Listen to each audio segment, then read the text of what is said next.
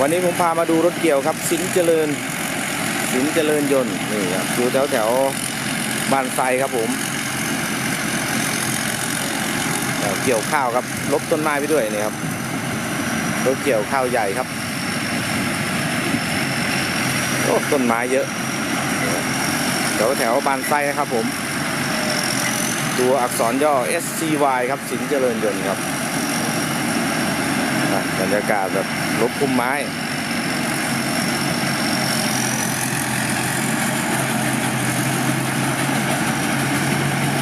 ให้ดูการทำงานนะครับแล้วก็ฟังเสียงเครื่องยนต์นี่ครับโอ้สวยครับคันนี้เป็นถังแบบสแตนเลสอะ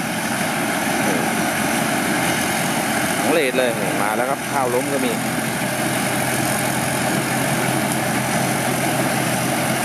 นี่ครับได้หนูไหมเนี่ยมีหนูไหมโอ้ยนึกว่าจะถ่ายตอนเขาคุบหนูอ่ะเก็บหนูครับนี่ครับโอ้สวยครับถังสแตนเลสตัวใหญ่เลย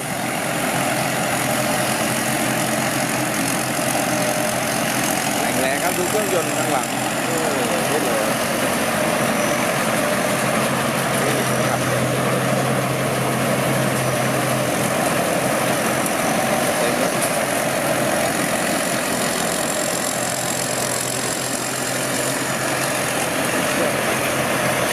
ไล่ไฟ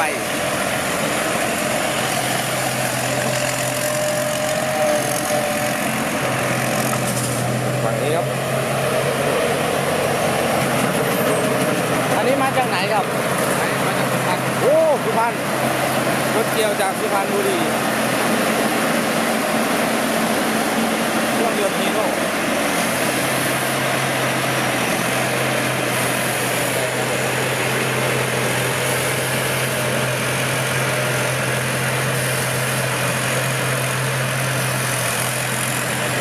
ปางอะ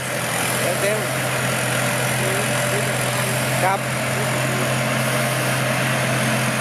ข้าวเหมือนจะรีบเนาะเป็นโรคไหมเนี่ยรถที่ใครจมรถมาจากบ้านหลวง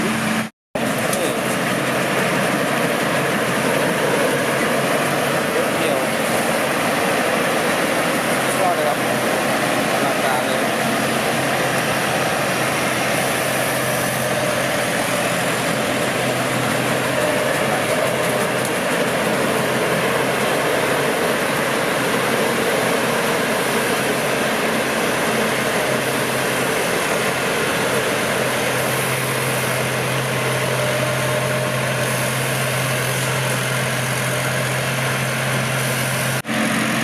ครับมาดูครับสินเจริญ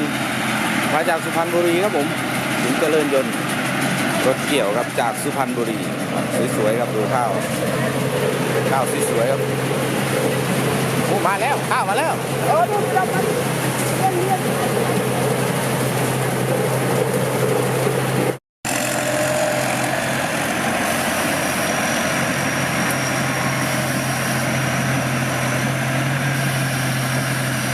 เดี๋ยวนั้นเลย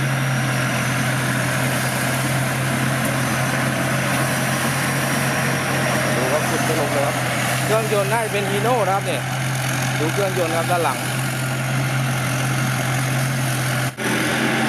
นี่ครับสินเจริญยนต์รถเกี่ยวจากสุพรรณบุรีครับอุ้ยเขตตะโกนชัยนะรถผมจอดอยู่เนี่ยครับมันใหญ่เลย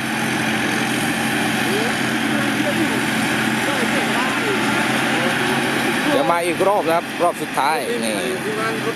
ให้รู้รอบสุดท้ายก่อนรถเกี่ยว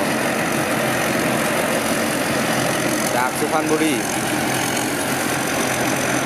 เป็นตู้เลดเลยครับสวยครับ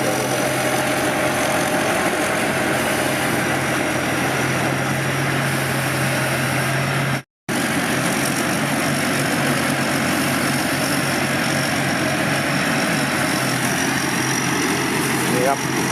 จะให้ดูรอบสุดท้ายนะครับผมก่อนกลับครับรถเกี่ยวโอ้ดูเครื่องด้านหลังครับเครื่องยนต์ฮีโน่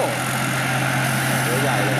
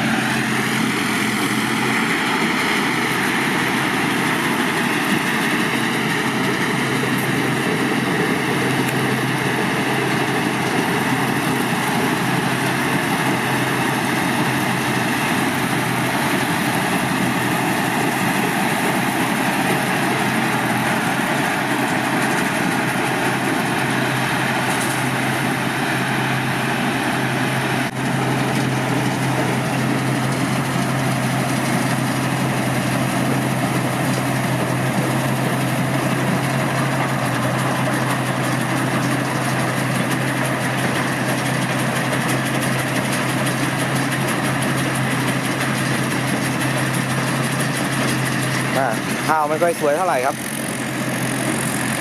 แต่ไงก็เกี่ยวนี่ครับสินเจริญยนต์